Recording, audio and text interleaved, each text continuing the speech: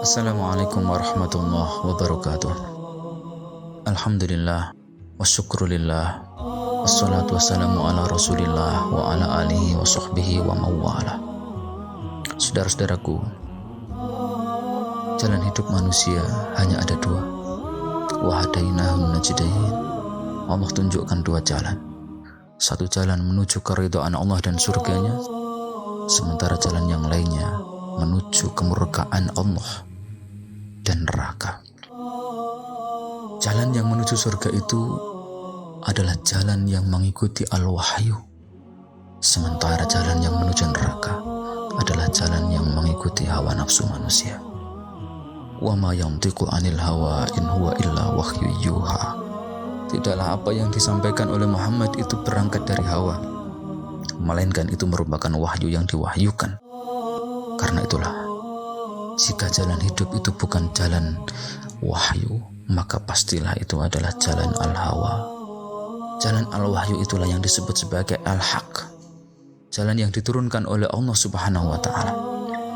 Allah Subhanahu wa Ta'ala berfirman dalam Quran surah Muhammad ayat 2, walladzina amanu wa amilus shalihat wa amanu bima nuzzila ala Muhammadin wa huwal haq.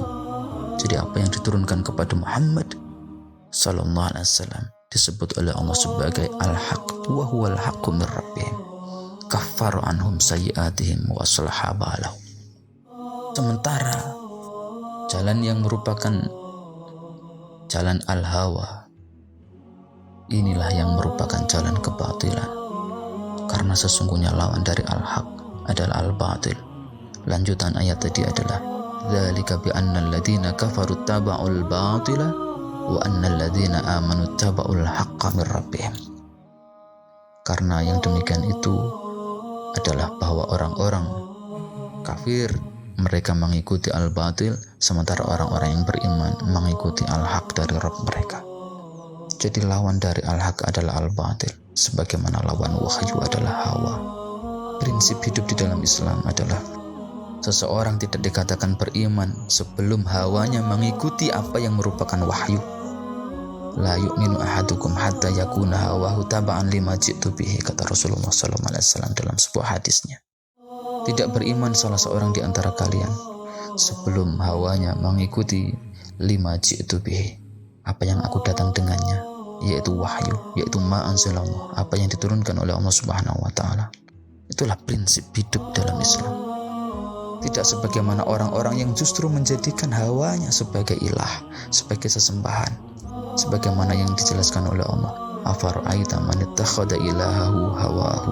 Tidakkah engkau lihat orang yang menjadikan ilahnya itu bukan Allah, melainkan hawanya?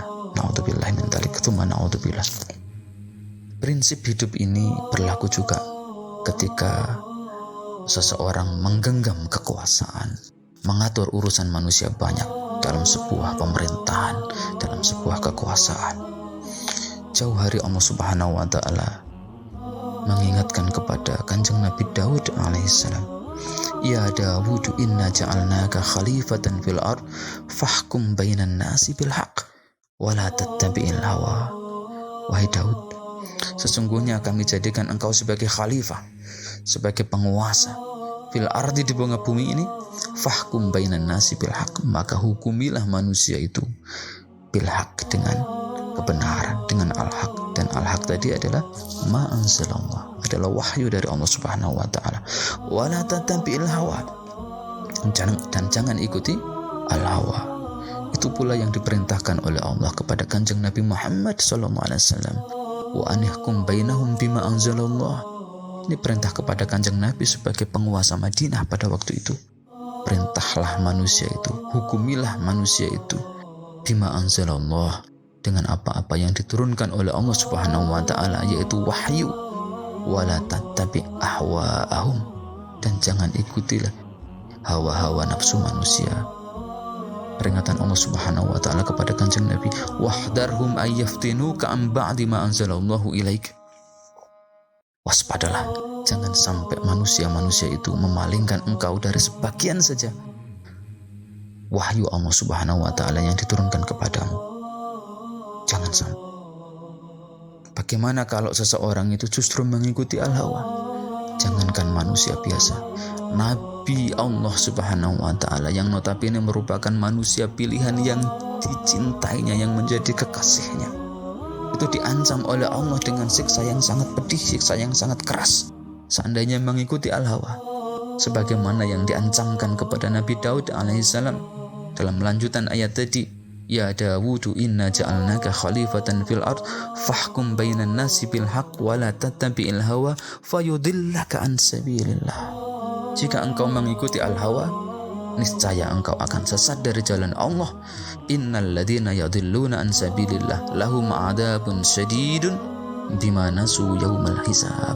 Sesungguhnya orang-orang yang sesat dari jalan Allah ya karena mengikuti hawa dan meninggalkan al-haq, meninggalkan wahyu, mereka itu akan mendapatkan adab yang sangat pedih, yang sangat keras dari Allah Subhanahu wa Ta'ala. Bima nasu yaumal hisab, dikarenakan mereka melupakan hari penghisapan, di mana pada saat penghisapan itu manusia akan dihisab berdasarkan ma anzalallah, berdasarkan hukum-hukum yang diturunkan oleh Allah, bukan berdasarkan hukum-hukum buatan manusia. Ikhwani fillah rahimakumullah. Prinsip ini sangat tegas. Karena itulah wajib bagi kita untuk kembali kepada al-haq, kembali kepada ma anzalallah, dan meninggalkan semua al-hawa, semua kebatilan, semua hukum, semua peradaban, semua jalan hidup buatan manusia. Jangan sampai dicampur adukkan antara al-haq dengan al-batil itu. Wala talbisul haqqa bil batil wa taktumul haqqa wa antum ta'lamun. Jangan engkau campur adukkan al-haq, yaitu apa yang merupakan wahyu dari Allah, bil batil, dengan apa yang berasal dari kebatilan, yang berasal dari hawa nafsu manusia. Sementara al-haq engkau sembunyikan padahal engkau mengetahuinya. Ikhwani fillah rahimakumullah. Hari ini manusia menyaksikan betapa di hadapan mereka ada banyak sekali nama-nama jalan hidup.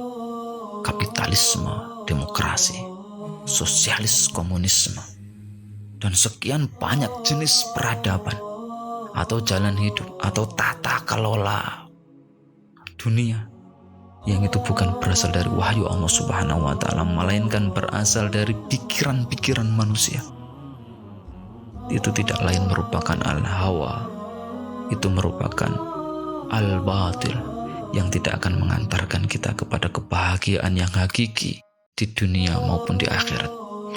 Maka wajib bagi kita untuk segera kembali kepada cahaya Allah, kepada al-haq, kepada ma anzalallah, karena itulah satu-satunya jalan agar kita bisa bahagia di dunia ini hingga kelak di yaumil qiyamah. Kita akan mendapatkan ridho Allah Subhanahu wa Ta'ala dan dimasukkan ke dalam surganya.